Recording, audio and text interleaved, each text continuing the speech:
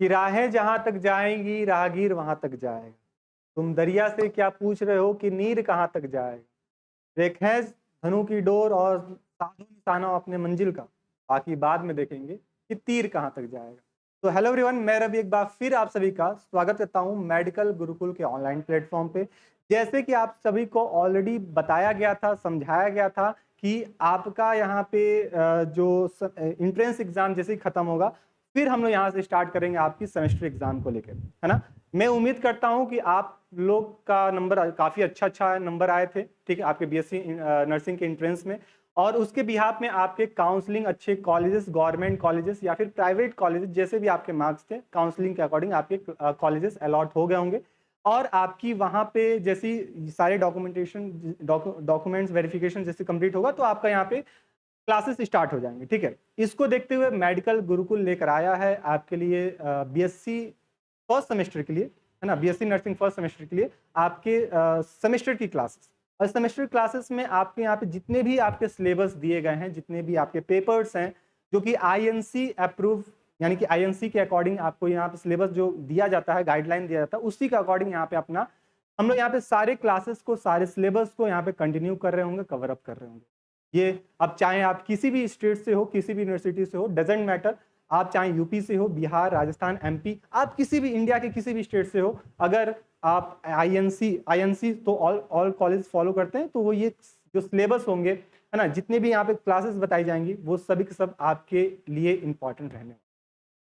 ठीक, यहाँ पे इस पर्टिकुलर क्लास में उन हर सभी बातों को मैं यहाँ पे डिस्कशन कर रहा हूँ कि साहब आप किस तरीके से पढ़ाई करेंगे, किस लेवल तक की स्टडी करेंगे, जिससे आपके एग्जाम में, पेपर में बैक ना लगे और आपका जो रिजल्ट है काफी अच्छा है ना, काफी अच्छा इन द सेंस काफी अच्छा सीजीपीए है। और आप इन फ्यूचर काफी अच्छे जो भी मेडिकल कॉलेजेस हैं, गवर्नमेंट कॉलेजेस या फिर हॉस्पिटल्स हैं, वहां पे अपना अपना सेवा दे सको, ठीक है।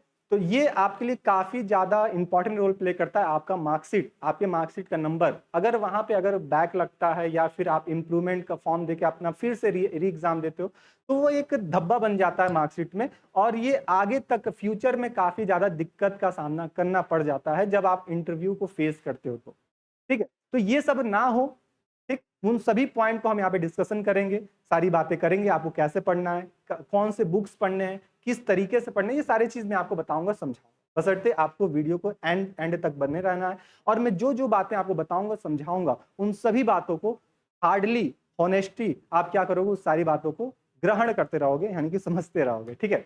तो क्लासेस को स्टार्ट करते हैं। आई होप सो कि मेरी वॉइस आप तक प्रॉपर पहुंच रही होगी, किसी प्रकार कोई भी दिक्कत परेशानी नहीं होगा। आप लोग ऑलरेडी मुझसे परिचय ले लिए होगे, है ना, क्योंकि हम लोग यहाँ पे एंट्रेंस की काफी अच्छी जर्नी हम लोग यहाँ पे कंप्लीट किए हैं, है ना। और आपको ऑलरेडी पता है, जब भी मैं क्लास स्टार्ट करता हूँ तो मेरे क्लास में आप छोटी सी मतलब पेन पेपर लेकर बैठा करो, जिससे पूरी कॉन्सेंट्रेशन आपकी क्लास पर है। आपको ये पीडीएफ, सिलेबस का पीडीएफ आपको कैसे कैसे मिलेगा, कहाँ मिलेगा, ये सारी बातें बताएंगे। लेकिन उससे पहले आप क्या करो, अपना जो भी आपके पास रफ है या फिर जो भी आपके पास पेज है, उसमें क्या करो, एक बार छोटा सा यहाँ पे आप देख लो, समझ लो कि आपके कितने पेपर्स हैं, कितने पेपर पढ़ने को मिलेंगे, कितने मार्क्स का होता है, एग्जाम का पैटर्न क्या होता है, ठीक है, कौन किस किस टाइप के क्वेश्चन पूछे जाते हैं। एक छोटा सा आप रोड मैप आप तैयार कर लो, जिससे आपको काफी ज्यादा फ्रूटफुल हो जाएगा अपने सेमेस्टर एग्जाम को लेके, ठीक है।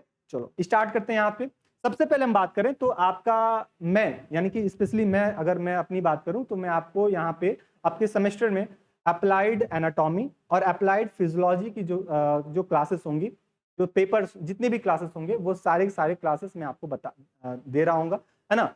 हर यूनिट की इंपॉर्टेंट जितने भी टॉपिक्स हैं, एक भी टॉपिक यहाँ पे स्किप नहीं करते हुए आपको सारे टॉपिक्स यहाँ पे बताए जाएंगे, समझाए जाएंगे, कि खुदा ना खास्ता एग्जामिनर कहीं से भी क्वेश्चन पूछ सकता है अपने सिलेबस से। तो उस सिलेबस के जितने भी टॉपिक देकर रखे हुए हैं, सभी टॉपिक को हम हार्डली यहाँ पे डिस्कशन करेंगे, और काफी आसानी लैंग्वेज में इसको डिस्कशन करेंगे, क्योंकि आपको मतलब ये क्वेश्चन आए तो आप उसको अपने लैंग्वेज में, अपने शब्दों में उसको लिख पाओ, समझ पाओ एग्जामिनर।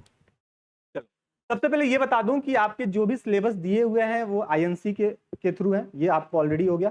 यहाँ पे आपको जो भी पढ़ाई करना हो वो इंग्लिश मोड में पढ़ाई करना होगा। ये आपके लिए काफी इंपॉर्टेंट हो जाता है कि साहब अगर हम, बच्चा यूपी बोर्ड से है या फिर किसी भी स्टेट बोर्ड से है, तो वहाँ पे जो उनका मोड ऑफ लैंग्वेजेस होते हैं वो बेसिकली हिंदी ही होते हैं। जैसे कि हम एंट्रेंस में भी देख रहे थे, आप लोगों में से कई सारे ऐसे बच्चे थे, अगर हम स्पेशली यूपी वाले की बात करें, यूपी बोर्ड वालों की बात करें, तो यहाँ पे ऑलमोस्ट 70% ऐसे बच्चे होते हैं जो कि यूपी बोर्ड से बिलोंग करेंगे या फिर किसी अदर स्टेट, उस पर्टिकुलर स्टेट यूनिवर्सिटी बोर्ड से। तो वहाँ पे आप हिंदी और इंग्लिश दोनों दोनों आप मैनेज कर लिए थे। लेकिन यहाँ पे जब भी आपको कॉलेजेस में, आपके यूनिवर्सिटीज़ में जब क्लासेस दी जाएंगी, बताई जाएंगी, तो वहाँ पे पूरे लेक्चर्स आपके इंग्लिश में होंगे। लेकिन मैं आपको और मेडिकल गुरुकुल की पूरी जो टीम रहेंगी आपके सामने, मैं अभी सारे टीचर्स को रिवील भी करूंगा कि सर कौन कौन से टीचर्स हैं जो कि अपने आप में काफ़ी एक्सपीरियंस टीचर होंगे, है ना। वो आपको सारे सारे जितने भी टॉपिक्स होंगे वो बाईलैंग्वेज फॉर्म में बता रहे होंगे। बाईलैंग्वेज यानी कि इंग्लिश और हिंदी दोनों फॉर्म में बताएंगे, जिससे आप उसको आसानी से उसको सारी बातों को कैप्चर कर पाओ, अपने पुरानी नॉलेज से उसको कोरिलेट कर पाओ, और इस नए जो टॉपिक्स हैं उसको आसान भाषा में अपने अकॉर्डिंग उसको लिख पाओ, बता पाओ, समझा पाओ, रिविजन कर पाओ। अब एक चीज और क्लियर कर दूं, जब हम एनाटॉमी और फिजियोलॉजी की बात करेंगे तो यहाँ पे एक सिंगल टॉपिक ऐसा नहीं मिलेगा जो कि आप पहले से फैमिलियर ना हो। अगर आप अच्छे से पढ़ाई किए हो, एकेडमी अपना 11th और 12th अच्छे से पढ़े हो, तो फिजियोलॉजी हम वहाँ पे पढ़े थे कि नहीं पढ़े थे अपने 11th वाले पोर्शन में। एनाटॉमी भी हम लोग पढ़े थे, लेकिन हाँ कुछ यानी कि 80% जो फिजियोलॉजी वाला हिस्सा था जो 11th में था वो भी यहाँ पे है। 20% थोड़ा सा एडिशनल मिल जाएगा, जैसे कि डाइजेस्टिव सिस्टम वाला हिस्सा, है ना। 11th में 11th की जो एनसीईआरटी है वहां पे उसको स्किप कर दिया गया, उसको हटा दिया गया। लेकिन यहाँ पे जैसे हम बीएससी नर्सिंग में आएंगे तो डाइजेस्टिव सिस्टम वाला पोर्शन हमको मिल जाएगा, फिजियोलॉजी में ये थोड़ा सा एडिशनल मिल जाएगा। फिर एनाटॉमी में भी कुछ ऐसे टॉपिक्स होंगे जो कि अप्रोक्स मान के चलना 80% जो टॉपिक हम लोग पढ़े हुए हैं, 20% हमको नया पढ़ना है। लेकिन ये जो 80% जो हम लोग पढ़े हुए हैं ये हम लोग काफी मतलब डीपली नहीं पढ़े थे। अपने 11th की बात करें तो वहां पर हम ज्यादा डीपली नहीं पढ़े थे, लेकिन यहाँ पे उन पर्टिकुलर हर टॉपिक के ऊपर हमको डीपली एनालिसिस करना होगा, डीपली सारे कीवर्ड्स को, सारे कॉन्सेप्ट को समझना पड़ेगा, तब जाके अपना यहाँ पे काम बन रहा होगा। आपको यहाँ पे पहले बता दूं कि साहब जब भी आपके क्वेश्चन बनते हैं, पेपर का पैटर्न एक छोटा सा रिव्यू देख लीजिएगा। पेपर का पैटर्न जो होता है वो आपका एमसीक्यू होता है, ठीक है। वेरी शॉर्ट होता है, वेरी शॉर्ट पूछे जाते हैं क्वेश्चन, ठीक। फिर आपके शॉर्ट क्वेश्चन पूछे जाते हैं, और फिर आपके लॉन्ग क्वेश्चन पूछे जाते हैं। लॉन्ग क्वेश्चन जो होता है वो 10 नंबर का होता है, शॉर्ट क्वेश्चन आपके 5-5 नंबर के होते हैं, वेरी शॉर्ट आपके 2-2 नंबर के होते हैं, और एमसीक्यू आपके 1-1 नंबर के होते हैं। तो ये आपका पेपर का पैटर्न होता है जिसको आपको यहाँ पे ध्यान में रखना होगा। अगर मैं बात करूं अप्लाइड एनाटॉमी और अप्लाइड फिजियोलॉजी का, तो ओवरऑल ये 75 मार्क्स का होता है, जिसमें से अप्लाइड एनाटॉमी आपका 38 मार्क्स को वेरी करता है, 38 मार्क्स को वेरी करेगा। और वहीं पे जब हम फिजियोलॉजी की बात करेंगे तो वहां पे आपको 37 मार्क्स वेरी करेगा, और दोनों मिला के आपका 75 मार्क्स कंप्लीट हो जाता है। ठीक है, अब चलो स्टार्ट करते हैं। सर कौन कौन से टॉपिक्स हैं जो कि हमको पढ़ना होगा अपने फर्स्ट सेमेस्टर में? सबसे पहले अगर बात करते हैं साहब फर्स्ट सेमेस्टर में, तो अपना एनाटॉमी से हम स्टार्ट करेंगे, जो कि हम एनाटॉमी और फिजियोलॉजी पढ़ा रहे होंगे, और बाकी तो ये चीज हम आपको सिलेबस बता दे रहे हैं, और बाकी का जो भी पोर्शन है वो अगला जो पोर्शन होगा वो दूसरे टीचर्स के माध्यम से, मतलब इसी चैनल पे आपको बता दिया जाएगा, जो जो वो टॉपिक पढ़ाएंगे, जिससे आपको आसान हो जाएगा, आसानी से आप समझ पाओगे कि सर मुझको कौन से टीचर कौन से पेपर पढ़ाएंगे। ठीक है, ये आपको एनालिसिस करने में काफी आसान हो जाएगा। सबसे पहले यहां पे हम बात करते हैं एनाटॉमी में, तो तकरीबन आपको 10 यूनिट पढ़ने होंगे। कितने यूनिट सर? 10 यूनिट पढ़ने होंगे, और 10 यूनिट अपने आप में काफी ज्यादा इंपॉर्टेंट रोल प्ले करेगा 38 नंबर मार्क्स के लिए। सबसे पहले यूनिट की बात करते हैं, तो सबसे पहला यूनिट जो निकल के आता है, आप ध्यान से देखिएगा, बस आप ध्यान से देखते रहो, समझते रहो कि सर कौन कौन से टॉपिक्स हैं, कौन कौन से यूनिट हैं, बस पीडीएफ कैसे मिलेगा आपको, आपके फोन में कैसे फोन तक कैसे आएगा, मैं सारी चीज बात में आपको बताऊंगा। सबसे पहले यहाँ पे यूनिट 1 की बात करते हैं, तो यहाँ पे जो यूनिट 1 है, introduction of the anatomical terms and organization of the human body. यानी कि बेसिकली अगर बात करते हैं एनाटॉमी, जैसे ही हम स्टार्ट करेंगे तो एनाटॉमी में जितने भी टर्मिनोलॉजीज हैं, जितने भी कीवर्ड्स हैं, है ना, जो कि एनाटॉमी में हम बात करेंगे, उन सभी कीवर्ड्स को हम यहाँ पे डिस्कशन करेंगे। अच्छा, यहाँ पे अभी हम थोड़ा सा एक छोटा सा यहाँ पे आपको बात बता दें। आप, मुझे पता है कि आपके दिमाग में ये बात चल रहा होगा कि साहब एनाटॉमी क्या है। जितने यूपी बोर्ड वाले होंगे उनके दिमाग में ये बातें चल रही होंगी, सर एनाटॉमी नाम कहीं सुना लग रहा है लेकिन क्लियर नहीं हो रहा है। आपको बता दें, अब यहाँ पे हल्का सा यहाँ पे बताऊंगा आप, जिससे आपको यहाँ पे कोरिलेट कर पाओ। जब हम किसी बॉडी के इंटरनल ऑर्गन की स्टडी करने लगते हैं तो उसको हम एनाटॉमी कहते हैं। जब किसी बॉडी की आउटर स्ट्रक्चर की स्टडी करते हैं उसको हम मॉर्फोलॉजी कहते हैं। जैसे कि हमारी बॉडी है, आपकी बॉडी है, तो हम अगर बाल की स्ट्रक्चर देख रहे हैं, आईज की स्ट्रक्चर देख रहे हैं, बॉडी की हाइट की बात कर रहे हैं, है ना, बॉडी की कलर की बात कर रहे हैं, तो ये मॉर्फोलॉजी में आ जाएगा। लेकिन वैसे ही जैसे ही हम बात करने लगे अपनी लंग्स की, जैसे बात करने लगे हम अपनी ब्लड की, है ना, जैसे बात करने लगे अपने नर्वस सिस्टम की, किडनी की, तो ये अपना एनाटॉमी आ जाता है। टिश्यू की बात करने लगे, सेल की बात करने लगे, तो ये एनाटॉमी में आ जाता है। तो ये चीज हम यहाँ पे इंपॉर्टेंट जितने भी टर्मिनोलॉजीज हैं, जितने भी कीवर्ड्स हैं, उन सारे कीवर्ड्स को हम यहाँ पे देख रहे होंगे, समझ रहे होंगे। जैसे कि आप देख सकते हो यहाँ पे introduction to the anatomical terms, जैसे कि आपका एंटीरियर क्या होता है, वेंट्रल क्या होता है, पोस्टीरियर डॉर्सल क्या होता है, सुपीरियर इंफीरियर, है ना, मीडियन, लैटरल, प्रॉक्सिमल, डिस्टल, है ना, डीप, ये सब जितने भी टर्म्स हैं, ये सब के सब टर्म्स हम पहले पढ़ेंगे, समझेंगे, सब के सब कीवर्ड्स को समझेंगे। जैसे ये कीवर्ड्स पढ़ेंगे तो जैसे हम सेकेंड सेमेस्टर में जाएंगे तो इसके अकॉर्डिंग हम इसकी एनाटॉमी को और डिस्कशन करने लगेंगे अपने बायोकेमिस्ट्री में, बायोफिजियोलॉजी में। ठीक है, तो सबसे पहले हमको बेसिक यहाँ पे क्लियर करना है, यानी कि एग्जामिनर को ये पता है, यूनिवर्सिटी को ये पता है कि अभी आपको कुछ नहीं आता है, हम सब चीज आपको बेसिक से पढ़ाएंगे, है ना, सब चीज आपको बेसिक से पढ़ाएंगे और फिर आपको ट्रेन करेंगे। तो सबसे पहले एनाटॉमी की ये सारे कीवर्ड समझेंगे कि साहब क्या कहते हैं, पोस्टीरियर किसे कहते हैं, डोर्सल किसे कहते हैं, वेंट्रल किसे कहेंगे, है ना, तो ये सब पॉइंट को हम पहले देखेंगे, समझेंगे।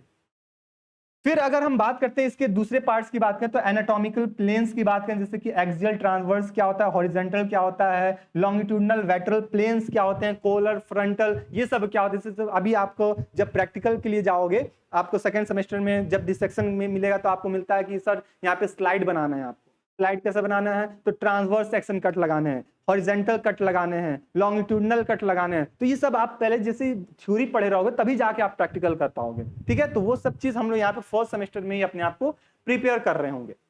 अच्छा, इसके अलावा यूनिट 1 में जैसे कि आप बात करोगे सर सेल स्ट्रक्चर कैसा होता है, सेल डिवीजन कैसा होता है ह्यूमन में, है ना, स्पेशली हम ह्यूमन की बात करें, प्लांट्स की हम बात नहीं कर रहे होंगे। ठीक है, तो ये चीज आप यहाँ ध्यान रखिएगा।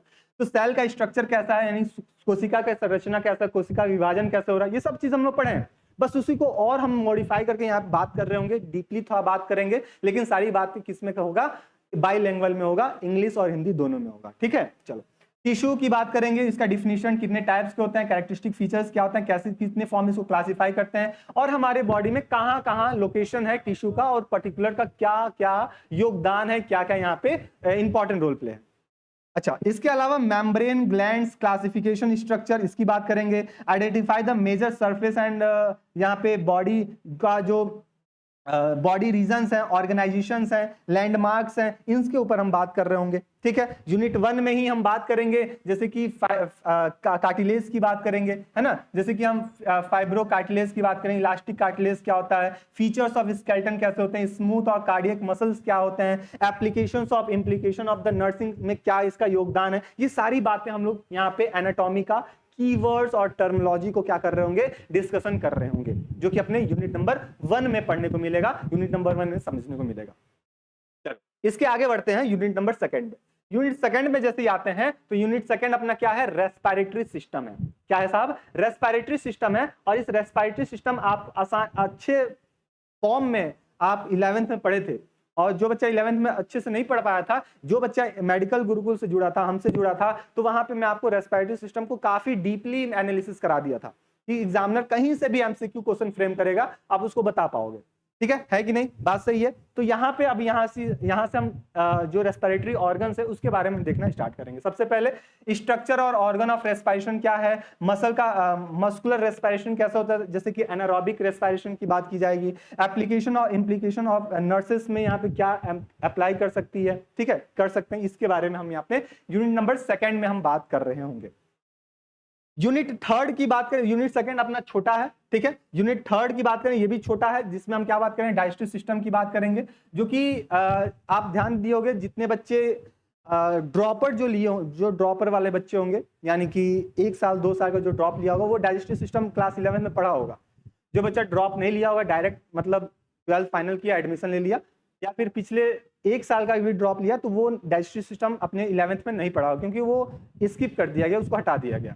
लेकिन यहाँ पे जैसे हम नर्सिंग के लिए आते हैं तो यहाँ पे आपको डाइजेस्टिव सिस्टम पढ़ना पड़ेगा, जिसमें से हम बात करेंगे स्ट्रक्चर ऑफ एलिमेंट्री कैनाल कैसा होता है, एसेसरी ऑर्गन्स कौन कौन से होते हैं डाइजेशन के, है ना, और ये नर्स के लिए क्या क्या इम्प्लीकेबल होगा, तो इसके ऊपर हम बात यहाँ पे करेंगे। तो ये भी छोटा सा टॉपिक है, इसको हम लोग खत्म कर देंगे यूनिट नंबर 3 को।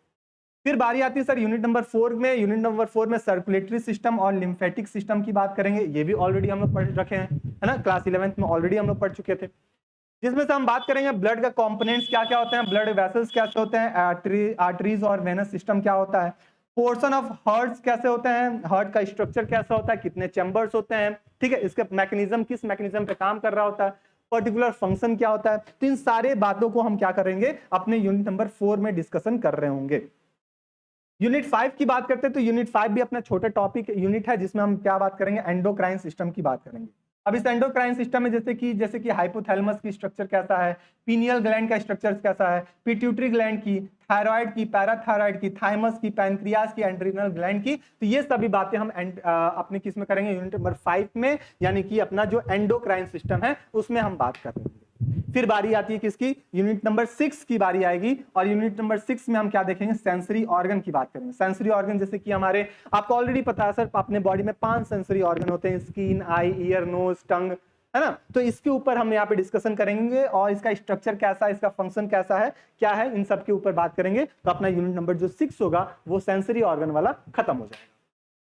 अब बात की सर यूनिट नंबर 7 में क्या पढ़ने को मिलेगा, तो यूनिट नंबर 7 हल्का सा, थोड़ा सा बाकी यूनिट के कंपेयर में थोड़ा सा बड़ा होगा, लेंथी होगा, जिसमें हम बात करेंगे मस्कुलर और स्केलेटन सिस्टम की। मतलब कि यहाँ पे स्केलेटन सिस्टम के ऊपर हम बात करेंगे, जैसे कि एनाटॉमिकल पोजीशन क्या है स्केलेटन सिस्टम का, जैसे कि बोन क्या होता है, कितने टाइप का होता है, स्ट्रक्चर कैसे होता है, बोन का ग्रोथ कैसे होता है, और इसको हम कैसे क्लासीफाई कर सकते हैं, इन सारी बातें हम यहाँ पे स्केलेटन सिस्टम में करेंगे। इसके अलावा एक्सियल और एपेंडिकुलर स्केलेटन कैसा होता है, इसकी बात करेंगे। अच्छा, ज्वाइंट कैसे होते हैं और ज्वाइंट का क्लासिफिकेशन कैसे कर सकते हैं, जैसे कि हमारे बॉडी में जितने भी ज्वाइंट्स होंगे, हमारे स्केलेटन सिस्टम, जाहिर सी बात है, एक स्केलेटन, एक बोन दूसरे बोन से जुड़ा हुआ है, तो किस फॉर्मेट में जुड़ा हुआ है ना, क्या यहाँ पे हिंज एंड लॉक वाला पोर्शन है, या फिर यहाँ पे हाइंज वाला फॉर्म्ड है, तो इसके ऊपर हम बात करेंगे अपने यूनिट नंबर 7 में। इसके बाद करते हैं सर यूनिट नंबर 8 की जब बात करेंगे, तो यूनिट नंबर 8 में हमको क्या मिलता है, अच्छा यूनिट 7 में ही, सॉरी, यूनिट 7 में पहला स्केलेटन वाला था और दूसरा क्या था, आ जाएगा आपका मस्कुलर सिस्टम। तो इसीलिए क्या हो जाता है, ये यूनिट नंबर 7 थोड़ा सा लेंथी हो जाता है, क्योंकि यहाँ पे स्केलेटन भी पढ़ने होते हैं और मसल भी पढ़ने होते हैं। इसमें हम इसकी टाइप्स, स्ट्रक्चर ऑफ मसल्स की बात करेंगे, मस्कुलर ग्रुप्स की बात करेंगे, मसल्स ऑफ हेड की बात करेंगे, नेक में कैसे मसल्स होते हैं, थॉरेक्स में कैसे मसल हुआ, एब्डोमेन में कहां कैसा मसल होता है, पैल्विक रीजन में कैसा मसल होता है ना, अपर और लोअर लिम्स में कैसे मसल्स होते हैं, इनकी स्ट्रक्चर और इनके फंक्शंस के बारे में हम यहाँ पे, सॉरी, इनकी पहले स्ट्रक्चर बात करेंगे, फंक्शन हम इसकी फिजियोलॉजी में बात करेंगे। ठीक, तो प्रिंसिपल मसल का प्रिंसिपल कैसा है, इसकी भी हम बात करेंगे, जैसे कि bicep, tricep, respiratory muscles, abdominal, pelvic, है ना, पैल्विक फ्लोरल मसल्स, ये सब बात हम यहाँ पे किस में करेंगे, अपने यूनिट नंबर 7 में कंप्लीटली करेंगे। अब देखो यूनिट नंबर 8 और 9 और 10 की बात करें, 8 9 की बात करें तो काफी छोटा यूनिट है, जैसे कि यहाँ पे आता है sir renal system. Renal system मतलब एक्सक्रीटरी सिस्टम की बात की जाएगी, और इसमें बेसिकली हम किडनी की स्ट्रक्चर, किडनी का फॉर्मेशन, इसकी ही बात करेंगे, है ना। यहाँ पे structure of kidney, uterus, bladder और यूरेथ्रा की बात की जाएगी। अभी फंक्शन जितने भी होगा, ये सारे के सारे फंक्शन हम फिजियोलॉजी में पढ़ेंगे, यही सब ऑर्गन के फंक्शन हम फिजियोलॉजी में पढ़ रहे होंगे। यूनिट नंबर 9 पे आते हैं। यूनिट नंबर 9 है अपना रिप्रोडक्टिव सिस्टम। रिप्रोडक्टिव सिस्टम में जैसे कि मेल रिप्रोडक्टिव सिस्टम कैसा का स्ट्रक्चर कैसा होता है, फीमेल रिप्रोडक्टिव ऑर्गन कैसे होते हैं, और फीमेल में जो ब्रेस्ट होता है ना, उसका स्ट्रक्चर कैसा होता है, तो उसकी बात हम यहाँ पे कर रहे होंगे अपने यूनिट नंबर किसमें, यूनिट नंबर 9 में। अब पेपर जो एनाटॉमी है, इसका जो लास्ट यूनिट होगा वो होगा यूनिट नंबर 10, और यूनिट नंबर 10 में हम किसकी बात करेंगे, नर्वस सिस्टम की बात करेंगे। किसकी बात करेंगे साहब, नर्वस सिस्टम की बात करेंगे। और इस नर्वस सिस्टम में हमको क्या देखने को मिलेगा कि साहब ये न्यूरॉन का स्ट्रक्चर कैसा है, सीएनएस यानी कि सेंट्रल नर्वस सिस्टम कैसा होता है, एएनएस यानी कि आपका एएनएस और पीएनएस कैसा होता है, पेरिफेरल नर्वस सिस्टम ये कैसे होते हैं, इनके ऊपर हम बात करेंगे। एनाटॉमिकल नर्वस सिस्टम कैसे होते हैं, इसके ऊपर हम बात करेंगे, इसका स्ट्रक्चर कैसा होता है, ठीक है। इसके अलावा हम ब्रेन का स्ट्रक्चर देखेंगे, स्पाइनल कॉर्ड देखेंगे, क्रेनियल नर्व्स की बात करेंगे, क्रेनियल नर्व्स फाइबर्स की बात करेंगे, पेरिफेरल नर्व्स की बात करेंगे और सेरिब्रल कॉर्टेक्स का फंक्शन क्या होता है इसकी बात हम करेंगे यूनिट नंबर 10 में।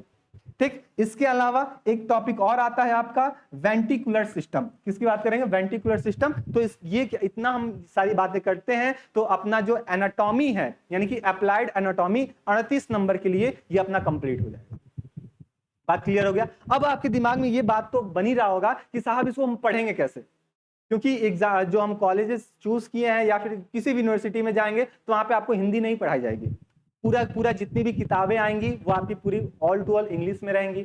आपको यहाँ पे एग्जाम हॉल में जाके जो आंसर शीट में अपने आंसर देना होता है, चाहे वो इंटरनल की बात करें एक्सटर्नल की बात करें, सब के सब आपको इंग्लिश मोड में पेपर देने होते हैं। ठीक है, तो इसको आसान बनाने के लिए, काफी आसान से पढ़ने के लिए, तो आपके लिए यहाँ पे मेडिकल गुरुकुल की तरफ से एक बैच लॉन्च किया गया है जिस बैच का नाम है सारथी batch BSc nursing first semester. इसमें क्या होगा, आपको कंप्लीट सब्जेक्ट जितने हैं, चाहे वो हम बात करते हैं आपकी एनाटॉमी की, चाहे वो हम बात करते हैं आपकी फिजियोलॉजी की, चाहे हम बात करें आपकी सोशियोलॉजी और साइकोलॉजी की, ये चारों सब्जेक्ट आपको कंप्लीट यहाँ पे कराए जाएंगे जिससे आप अपने एग्जाम में अच्छे से अच्छे नंबर गेन कर पाओ। ठीक, आप किसी भी यूनिवर्सिटी से, किसी भी कॉलेज से, किसी भी स्टेट से हो, डजंट मैटर, आपका यही सब्जेक्ट यही पेपर होने वाला होगा फर्स्ट सेमेस्टर। क्या करना होगा? कुछ नहीं करना, बस टारगेट गुरुकुल मोबाइल ऐप को डाउनलोड करिएगा। वैसे तो जो बच्चा मेडिकल गुरुकुल से जुड़ा था, जितने भी टेस्ट सीरीज सॉल्व किया था, है ना, या फिर जो भी एंट्रेंस के लिए बैच लिया था, वो उसके फोन में ऑलरेडी होगा। नहीं होगा, इंस्टॉल कर लीजिएगा, प्ले स्टोर पे अवेलेबल है। आप इंस्टॉल जैसे ही करोगे, अपने आप को रजिस्टर करोगे, तो आप जाओगे कैटेगरी वाले पोर्शन में। यहाँ पे आप देखोगे, यहाँ पे कैटेगरी वाला पोर्शन रहता है, 3 लाइन यहाँ बार बना रहेगा, उस पर आप जैसे ही क्लिक करोगे तो आपके साथ कई सारे कैटेगरी निकल के आएंगे, जैसे कि इंट्रेंस एग्जाम, सेमेस्टर एग्जाम, और वहीं पे आपको लास्ट में आपको मिलेगा आपको मेडिकल। ठीक है, मेडिकल वाले फॉर्मेट मिलेगा, तो वहां पे आप जैसे जाओगे तो आपको BSc नर्सिंग का ये आपको थंबनेल या फिर पैम्पलेट आपको मिल जाएगा, कोर्स का मिल जाएगा, जिसका प्राइस होगा कितना, 699 आपका प्राइस होगा। ये ऑलरेडी आपका दाम कम किया गया, यानी कि 999 का था, आपका कूपन कोड ऑलरेडी लग चुका है, क्योंकि बच्चे काफी कंफ्यूज होते हैं कि सर कौन सा कूपन कोड लगाएंगे, पैसा इसमें कम करना है। ठीक है, तो आपको 699 से कम कर दिया गया है, सॉरी 999 से कम कर दिया गया है 699 में। तो आप इसको बैच को एक्सेस ले लीजिएगा, परचेस कर लीजिएगा, जिसमें आपको कंप्लीट थ्योरी क्वेश्चंस आपको कराए जाएंगे, क्लासेस यहाँ पे आपको कंप्लीट कराई जाएंगी, कंप्लीट यहाँ पे हैंड रिटन नोट्स मिलेंगे, PDF जितने भी हैं वो आपको ऐप मिलेगा। हाँ, एक बात और बता दें कि साहब जो जितने बच्चे बोल रहे थे सर ये सिलेबस कहाँ से मिलेगा, तो सिलेबस भी आपको इसी बैच में आपको मिल जाएगा, तो आप वहां से ले सकते हो। ठीक है भाई, चलो। इसके अलावा जितने भी इंपॉर्टेंट MCQ हैं, जितने भी 10 क्वेश्चन आपके MCQ पूछे जाते हैं, वो सारे यहाँ पे कराए जाएंगे, शॉर्ट नोट्स, और मोस्ट इंपॉर्टेंट साहब पर्सनल मेंटरशिप। आपको किसी भी टॉपिक में, किसी भी सब्जेक्ट में डाउट है तो अपने पर्सनल मेंटर से कनेक्ट होइए और अपने डाउट को यहाँ पे क्या कर लीजिएगा, सॉल्व कर लीजिएगा। ठीक है, तो ये अपने आप में काफी अच्छा यहाँ पे फीचर्स आपको मिलेगा। चलो, इतनी बातें हो गई, इतनी बातें हुई, क्लास खत्म नहीं हुई है, अपना दूसरा पेपर अभी बचा है। देखो, दूसरा पेपर में हम बात करेंगे जैसे कि अप्लाइड एनाटॉमी हो गया, अब आप बात करेंगे अप्लाइड फिजियोलॉजी की बात करेंगे। और अप्लाइड फिजियोलॉजी में कितने नंबर वेरी करता है? 37 मार्क वेरी करता है। कितना करता है साहब? 37 मार्क वेरी करता है, तो 38 वहां पे और 37 यहाँ पे, आपको 75 नंबर यहाँ पे कंप्लीट हो जाता है एनाटॉमी फिजियोलॉजी का। और इसी तरह आपका सोशियोलॉजी और साइकोलॉजी में भी आपको 75 नंबर 38 और 37 में डिवाइड हो जाता है। यहाँ पे फिजियोलॉजी की बात करते हैं, और देखते हैं क्या क्या यहाँ पे कितने यूनिट्स हैं। तो यहाँ पे भी तकरीबन 9 से 10 यूनिट आपको यहाँ पे मिलेंगे। कितने? 9 से 10 यूनिट आपको यहाँ पे मिल जाएंगे।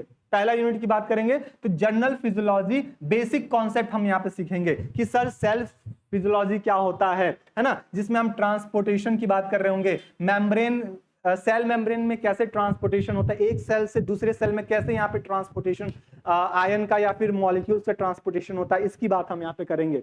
फिर बॉडी फ्लूइड के कौन कौन से कंपोनेंट होते हैं और इसका डिस्ट्रीब्यूशन कैसे होता है पूरे बॉडी में, है ना, इंट्रासेलुलर और एक्स्ट्रा सेलुलर कंपोनेंट्स क्या क्या होते हैं, इलेक्ट्रोलाइट्स क्या होते हैं, है ना, होम्योस्टेसिस कैसे होते हैं। तो ये सारी बातें हम किसमें कर रहे होंगे? अपने जनरल फिजियोलॉजी बेसिक कॉन्सेप्ट वाले पोर्शन यानी कि यूनिट नंबर 1 में करेंगे।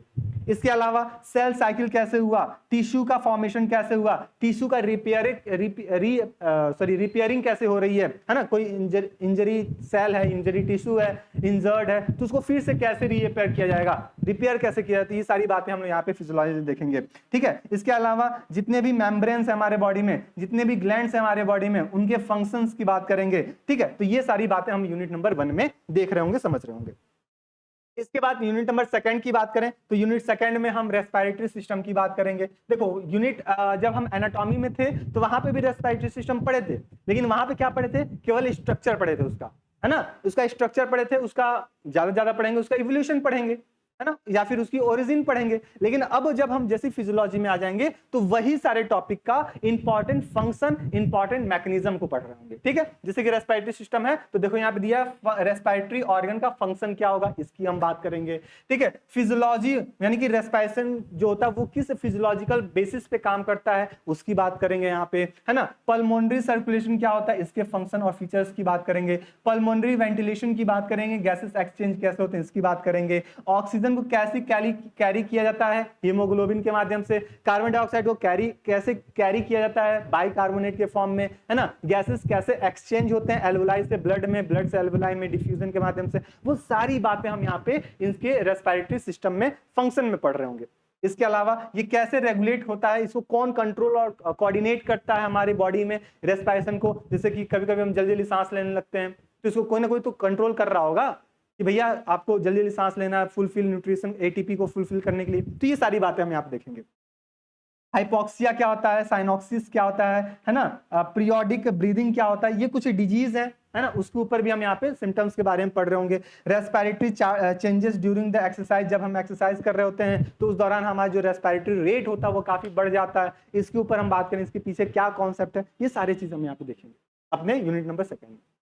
यूनिट 3 आता है और यूनिट 3 में देखो वहां पे एनाटॉमी में हम डाइजेस्टिव सिस्टम पढ़े थे और यहाँ पे आप क्या करने लगेंगे, डाइजेस्टिव सिस्टम के फंक्शन पढ़ने लगेंगे। जैसे कि function of organ of digestive tract, जो डाइजेस्टिव ट्रैक्ट है उसका फंक्शन क्या है। ठीक है, सलाइवा कॉम्पोजिशन क्या है, रेगुलेशन एक्सक्रीशन क्या है, फंक्शन क्या है सलाइवा का। फिर कॉम्पोजिशन क्या होता है गैस्ट्रिक जूस का, मैकेनिज्म, रेगुलेशन, गैस्ट्रिक सिक्रीशन क्या होता है इसकी बात करेंगे। फिर हम बात करेंगे कॉम्पोजिशन ऑफ पैनक्रियाटिक जूस का, इसका फंक्शन क्या होगा, ये किसके अकॉर्डिंग, किसके थ्रू रेगुलेट किया जाता है इसकी बात करेंगे हम यहाँ पे। ठीक है, इसके बाद हम बात करेंगे कि लीवर का फंक्शन क्या होता है, गॉल ब्लैडर का फंक्शन क्या होता है, पैनक्रियाज का फंक्शन क्या होता है, कंपोनेंट्स ऑफ बाइल और उसके फंक्शन क्या होते हैं, सिक्रीशन और function of small and large intestine का कैसे ये फंक्शन परफॉर्म करता है, कैसे ये वाटर और मिनरल्स को एब्जॉर्ब करता है, न्यूट्रिएंट को कैसे एब्जॉर्ब करता है, किसके माध्यम से एब्जॉर्ब करता है, ये सारा चीज हम यहाँ पे देखेंगे, है ना। Movement of elementary track, elementary track की मूवमेंट कैसे होती है, जैसे फूड हमारे ओइसोफेगस में गया तो किस पाथ के माध्यम से ये हमारे स्टमक या फिर इंटेस्टाइन तक पहुंचता है उसकी बात करेंगे, उसकी मैकेनिज्म को समझेंगे। हमारे माउथ में कैसे डाइजेशन होता है, कौन यहाँ पे इन्वॉल्व होता है डाइजेशन कराने के लिए, है ना। स्टमक में कैसे डाइजेशन होता है, स्मॉल इंटेस्टाइन में कैसे डाइजेशन होता है, लार्ज इंटेस्टाइन में एब्जॉर्प्शन कैसे होता है। तो इन तमाम सारी बातों को हम यहाँ पे डाइजेस्टिव सिस्टम को देख रहे होंगे, समझ रहे होंगे अपने यूनिट नंबर 3 में। किसमें भाई, यूनिट नंबर 3 में। यूनिट 4 की बात करेंगे और यूनिट 4 में हम क्या देखेंगे सर, यूनिट 4 में हम बात करेंगे सर्कुलेटरी सिस्टम और लिम्फेटिक सिस्टम की बात करेंगे, जहां पे हार्ट का फंक्शन क्या होता है, कंडक्शन का सिस्टम कैसा होता है, ठीक है, कार्डियक साइकिल कैसे होते हैं, स्टॉक वॉल्यूम क्या होता है, कार्डियक आउटपुट क्या होता है, इसकी बात करेंगे हम यहाँ पे। ठीक है, इसके अलावा ब्लड प्रेशर क्या कितना होता है, पल्सेस रेट कितने होंगे, एक एडल्ट में कितना होगा, एक बोले साहब कि अगर कोई बच्चा चाइल्ड है उसमें कितना होगा, ओल्डन एज में कितना होगा पल्स लेवल, तो ये सब हम बात करेंगे। सर्कुलेशन कैसे होता है, किस प्रिंसिपल पे काम करता है, कौन कौन से फैक्टर्स को इफेक्ट करते हैं ब्लड प्रेशर को इंक्रीज करने में या फिर डिक्रीज करने में, पल्स रेट को इंक्रीज करने में कौन कौन से फैक्टर्स यहाँ पे इन्वॉल्व होता है। तो इन तमाम सारे बातों को हम यहाँ पे देखेंगे। ठीक है, इसके अलावा हम कोलोनरी सर्कुलेशन, पल्मोनरी और सिस्टमेटिक सर्कुलेशन की बात करेंगे, हार्ट रेट की बात करेंगे, जैसे कि क्या कौन इसको रेगुलेट कर रहा होता है, जैसे परकिंजे फाइबर्स, है ना। तो ये सब हम बंडल ऑफ हीट्स के ऊपर हम बात करेंगे। नॉर्मल वेरियो और वेरिएशन क्या होता है, कार्डियक वेसल्स होम्योस्टैटिक कैसे होता है एक्सरसाइज के दौरान, तो ये हम यहाँ पे यूनिट नंबर 4 में बात करेंगे।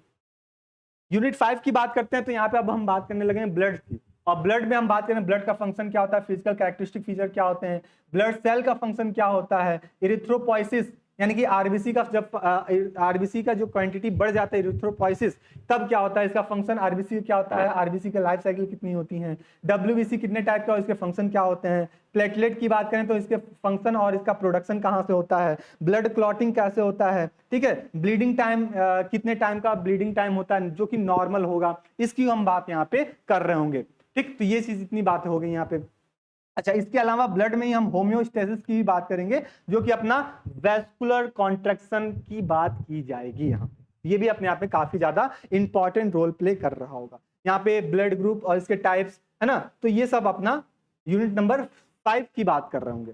यूनिट 6 में जैसे ही आएंगे तो यहाँ पे आता है अपना एंडोक्राइन सिस्टम, और एंडोक्राइन सिस्टम में की फंक्शन क्या है, हार्मोन यहाँ पे कौन कौन से सिक्रीट हो रहे हैं, चाहे वो हम पिट्यूटरी ग्लैंड की बात करें, थायराइड ग्लैंड की बात करें, थायरॉक्सिन की बात करें, पैराथायराइड की बात करें, थाइमस की, पैंक्रियाज की, एड्रिनल ग्लैंड की बात करें, तो यहाँ पे जितने भी इंपॉर्टेंट हार्मोन्स हैं, उनके फंक्शंस हैं, वो किसको टारगेट कर रहे होते हैं, है ना, उस सभी बातों को हम यहाँ पे डिस्कशन करेंगे। ठीक, और भी तमाम सारे जितने इसके अलावा जितने भी हार्मोन्स हमारे बॉडी में सिक्रीट होते हैं, इसके ऊपर भी हम यहाँ पे क्या करेंगे, अपनी कॉन्सेप्ट को हम यहाँ पे सीख रहे होंगे, समझ रहे होंगे। अल्टरनेशन ऑफ डिजीज, अगर ये हार्मोन अगर सिक्रीट नहीं हो रहा है प्रॉपर अमाउंट में, तो कौन कौन से डिजीज यहाँ पे कॉज हो सकते हैं, इसकी भी बात कर लेंगे हम लोग यहाँ पे। यूनिट 7 पे आते हैं। यूनिट 7 काफी छोटा है, जो कि सेंसरी ऑर्गन था, जिसमें हम बात करेंगे कि स्किन का फंक्शन क्या होता है, विजन, हियरिंग और टेस्ट, स्मेल का फंक्शन क्या होगा, है ना, यहाँ पे एरर ऑफ रिफ्लेक्शन क्या होता है, एजिंग चेंजेस क्या होते हैं। ठीक, तो इसके ऊपर भी हम बात करेंगे, जैसे कि जिन ओल्डन एजेस पे क्या होते हैं कि सेंसरी जो कैपेसिटी होती है वो काफी कम होने लगती है ना, तो इसके ऊपर बात करेंगे। यूनिट 8 पे आते हैं, मस्कुलो स्केलेटल सिस्टम की बात करें तो इसमें सबसे पहले हमको क्या पढ़ना होगा कि बोन का फंक्शन क्या होता है, हड्डी का, ठीक है, बोन्स का मूवमेंट कैसे होता है, एक्सियल एपेंडिकुलर स्केलेटन कैसा होगा, बोन का हीलिंग क्या होता है, ज्वाइंट और ज्वाइंट मूवमेंट कैसा हुआ, अल्टरनेशन ऑफ ज्वाइंट डिजीज क्या होता है, प्रॉपर्टीज फंक्शन स्केलेटन मसल्स का, सॉरी हाँ, स्केलेटल मसल का मैकेनिज्म, मसल कॉन्ट्रैक्शन कैसा हुआ, इसकी बात करेंगे। फिर structure and property of cardiac muscle की बात करेंगे, स्मूथ मसल्स की बात करेंगे। ये अपना इस वाले यूनिट में यानी कि यूनिट नंबर 8 में हम इसको डिस्कशन कर रहे होंगे। यूनिट 9 पे आएंगे। यूनिट 9 है तो अपना है यहाँ पे रीनल सिस्टम। रीनल सिस्टम में हम किडनी का फंक्शन क्या है, ये होम्योस्टेसिस को कैसे बैलेंस करता है, जीएफआर मतलब ग्लोमेरुलर फिल्ट्रेशन रेट कैसा होता है, ठीक है, फंक्शन यूटेरस का फंक्शन कैसा हुआ, ब्लडर यूरेथ्रा कैसा होता है, यहाँ पे फिर आपका माइट्रिएशन क्या, इसकी बात करें, मतलब यूरिन का रिलीज कैसे होता है, इसकी बात करेंगे। ये रीनल फंक्शन को कैसे रेगुलेट करता है, इसकी बात की जाएगी। फिर अपना आता है यूनिट नंबर 10 पे, तो यहाँ पे रिप्रोडक्टिव स्ट्रक्चर की बात करेंगे, सिस्टम की बात करें फीमेल का, जिसमें मेंस्ट्रुएशन साइकिल, हार्मोन, अपना फर्टिलाइजेशन, इम्प्लांटेशन, ब्रेस्ट का फंक्शन, oogenesis, इसकी बात कर लेंगे। मेल में बात करेंगे रिप्रोडक्टिव सिस्टम में स्पर्मेटोजेनेसिस की, हार्मोन की फंक्शन की, सीमेन की बात करेंगे, तो ये चीज आप देख लीजिएगा। और लास्ट यूनिट अपना यूनिट नंबर 11 क्या आ गया, 11 आया अपना नर्वस सिस्टम। नर्वस सिस्टम में ओवरव्यू हम नर्वस सिस्टम को देखेंगे, इसके फंक्शन की बात करेंगे, इसके टाइप्स की बात करेंगे, जैसे कि हमारे आईज में किस टाइप के न्यूरॉन हैं, हमारे ब्रेन में किस टाइप के न्यूरॉन है ना, तो ये सब हम ऊ साइड्स में कैसे न्यूरॉन होते हैं, फंक्शन इस न्यूरॉन को क्या होता है, नर्व इम्पल्सेस क्या होते हैं, ठीक, ब्रेन का फंक्शन क्या होता है, मेड्यूला, पॉन्स, सेरिब्रम, सेरिबेलम का क्या फंक्शन होता है, सेंसरी और मोटर नर्वस सिस्टम क्या होता है, पेरिफेरल नर्वस सिस्टम का फंक्शन, एनाटॉमिकल नर्वस सिस्टम का फंक्शन, ठीक है, लिम्बिक सिस्टम, और यहाँ पे जो हायर मेंटल फंक्शन है इसकी बात हम यहाँ पे करेंगे, जो कि अपना यूनिट नंबर 11 में हम इसको देख रहे होंगे, समझ रहे होंगे। तो ये था आपका कंप्लीट। अच्छा, इसमें रिफ्लेक्स भी है, CSF है ना, और आपका CSF और CSF, ठीक है, ये चीज हो गया बैरियर। तो ये सभी बातें हम यहाँ पे अपने अप्लाइड फिजियोलॉजी में देखेंगे। इसी तरह आपका अप्लाइड सोशियोलॉजी और अप्लाइड आपका साइकोलॉजी भी आपको यहाँ पे कंप्लीट बातें बताई जाएंगी, समझाई जाएंगी, जो कि आपको इसी चैनल पे दूसरे क्लासेस में आपको मिल जाएंगे। ठीक, ये रही बातें आपकी पूरी सिलेबस की। आई होप कि ये जितना सिलेबस है आपको समझ में आ गया होगा, जो कि मैं आपको स्पेशली पढ़ा रहा होगा। कौन सा, आपका अप्लाइड फिजियोलॉजी और अप्लाइड एनाटॉमी। बात क्लियर हो गया? सबको यहाँ पे बात क्लियर है? एक बार सभी लोग कमेंट बॉक्स में बताएंगे हाँ या ना, सबको बात क्लियर है कि नहीं। और आपको स्टडी को काफी आसान बनाने के लिए मेडिकल गुरुकुल की तरफ से आपका बैच लॉन्च हो चुका है। आप बैच को आराम से ले लीजिए, परचेस कर लीजिए। 699 इसका प्राइस है, लेकिन जैसे ही थोड़ा सा ज्यादा डिले करोगे इसका प्राइस और इंक्रीज, यानी कि ओरिजिनल प्राइस आपका 399 का हो जाएगा। तो कोई मतलब नहीं है 300 रुपया ज्यादा देने का, ठीक है। आपको कम दाम में अच्छा कंटेंट मिल जा रहा है तो आप फिर उसी को ले लो ना, ठीक। तो ये चीज था, यहाँ पे आपको कंप्लीट सिलेबस, कंप्लीट आपके टॉपिक्स डिस्कशन किए जाएंगे। ये मेडिकल गुरुकुल पूरी टीम आपके साथ लग के आपके एक एक कॉन्सेप्ट को यहाँ पे क्लियर कर रही होगी।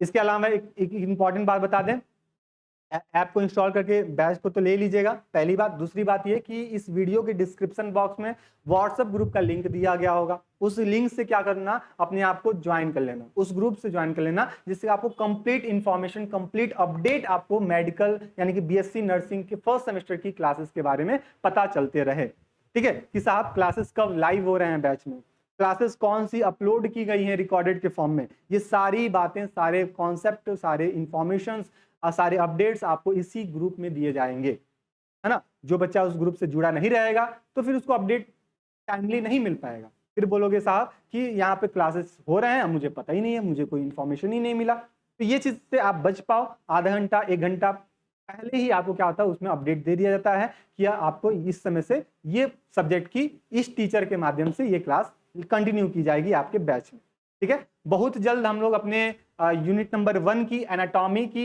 हम लोग इंट्रोडक्शन वाली क्लासेस में मिल रहे होंगे, समझ रहे होंगे, सारी बातों को 1 to 1 क्लियर कर रहे होंगे। आप वहां से देख सकते हो, समझ सकते हो उस इंट्रोडक्शन वाली क्लासेस से कि साहब आपको कितना आसान तरीके से सारे कॉन्सेप्ट को समझाया जाएगा, बताया जाएगा, जिससे आपको मतलब पूरी बातें कहानी के फॉर्मेट में, जैसे हम लोग छोटे जब थे तो कहानी सुनते थे ना, सारी बातें दिमाग में बैठ जाती थी, या फिर कोई मूवीज देखते हैं, सारी बातें आपके दिमाग में बैठ जाती हैं। उसी तरह से विजुअलाइज के फॉर्म में आपको इमेजिन करा के मैं आपको बताऊंगा, समझाऊंगा और सारे कॉन्सेप्ट को क्लियर करते चलूंगा कि एग्जाम में अगर ये टॉपिक पूछे जाते हैं तो अपने लैंग्वेज में कैसे लिखेंगे, इंग्लिश फॉर्म में, इंग्लिश फॉर्मेट में, वो भी मैं आपको यहाँ पे बताऊंगा, समझाऊंगा। लेकिन सबकी सब बातें कहाँ की जाएगी, अपने बैच में की जाएगी, ठीक है। तो आई होप कि यहाँ तक की बातें क्लियर हो गई होंगी। बाकी के जो भी 2 सब पेपर हैं उसकी भी जो सिलेबस हैं वो आपको डिस्कशन करा दिया जाएगा। तो जैसे ये वीडियो आप देखोगे आपको दूसरी वीडियो उसकी भी मिल जाएगी, तो आप वहां से उसको देख लीजिएगा। और मोस्ट इंपॉर्टेंट बैच को ले लीजिए 699 में। और दूसरी बात ये कि अपने आप को व्हाट्सएप ग्रुप से ज्वाइन कर लीजिए, जिससे आपको कंप्लीट इंफॉर्मेशन टाइमली मिलते रहे, ठीक है। मिलते हैं हम लोग नेक्स्ट क्लास में अपने थ्योरी वाले क्लासेस में। तब तक के लिए स्टे रहिए, मस्त रहिए, अपनी तैयारी को और भी ज्यादा मजबूत करते रहिए। तब तक के लिए सबको यहाँ पे धन्यवाद।